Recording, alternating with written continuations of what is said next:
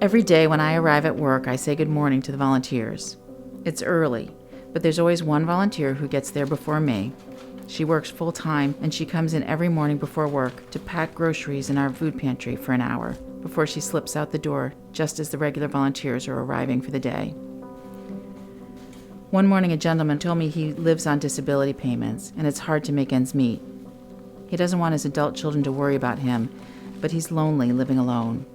He appreciates coming to the pantry to see our volunteers and our staff as much as to get help with groceries. I asked our pantry staff if they could add an extra pastry to his groceries. They smiled. Apparently, his fondness for our pastries was well known among our staff and volunteers already. We see this in our Norwalk pantry as well. We're in the heart of South Norwalk, and we've been in the neighborhood for decades. Many of our clients walk to the pantry, and more than one stay for a cup of coffee and a conversation. Plenty of others stop by just to pick up a loaf of bread that we always have out for anyone who would like it, appointment or not. We're like the food pantry equivalent of Cheers, where everyone knows your name.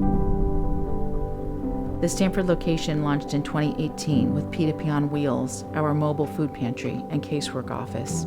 Having a mobile pantry allows us to get food where it needs to be, serving the Stamford neighborhoods where our clients live, overcoming the barrier of transportation, and making sure that no one who needs food goes without it, especially our seniors. Our caseworkers meet one-on-one with anyone looking for assistance. Recently, we helped negotiate a rent payment plan with a landlord to avoid a woman being evicted who's got a teenage son and is battling cancer. She just needs some help to get through this rough patch. We don't put up any hurdles to receive assistance. You can walk in off the street and we'll help you today. You can be a citizen or undocumented. We help everyone who needs us. Our caseworkers manage our emergency financial assistance program. This program has quadrupled because of the pandemic. So many people have lost their jobs. Some because they got sick with the virus and couldn't work, and many others because their jobs simply went away.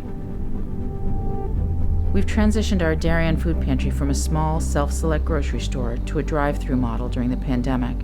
So our staff and volunteers are inside a toasty, warm, heated tent, and our clients stay in their cars. One day there was a gentleman who insisted on getting out of his car, even though it was freezing cold out. He was very well dressed. He said, "Everything I'm wearing, I got from person to person. See this? You did this." We've had to experiment a bit in our clothing center, pre-packing clothing, offering pop-up shops. But the important thing is that unlike other clothing programs, we never stopped innovating and we never shut down. During this year's toy store, a couple walked up to us and handed us a small check. The man explained that he had come to person with his mother for clothing and food when he was a child. Now, he and his wife own their own business in Greenwich, and they wanted to give back. We love it when it comes full circle. We see a former client come back to us as a volunteer or a donor, even a board member. We know that the help we give has the power to transform lives. These are just a few stories, and every client has one.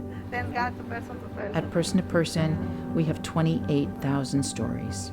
28,000 individuals have healthier, more stable lives thanks to the efforts of the volunteers, donors, and community members that make sure, as long as there's a need, P2P is here to help.